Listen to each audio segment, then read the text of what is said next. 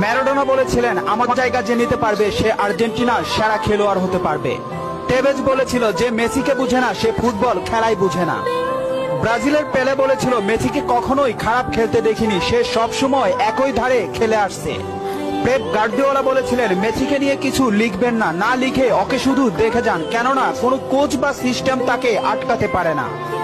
রাইকেট বলেছিলেন, মেসির গোল এক একটা শিল্পকলা, আবার বলেছিলেন মেসি মানে ফুটবলের ইতিহাস। ব্রাজিলের রোনালদো বলেছিলেন, মেসিকে অনেক বেশি কমফিট মনে হয়। ফিকো বলেছিলেন, মেসিকে দেখা মানে অর্গজমের পর অবিশ্বাস্য। জাভি বলেছিলেন, মেসি অন্যদের থেকে কতটা এগিয়ে এটা যারা বুঝে না তারা অন্ধ। ইনিয়েস্তা বলেছিলেন, মেসি যা পারে অন্যরা তা পারে না, বার্সেলোনা আর কখনোই আরেকটা মেসি পাবে না।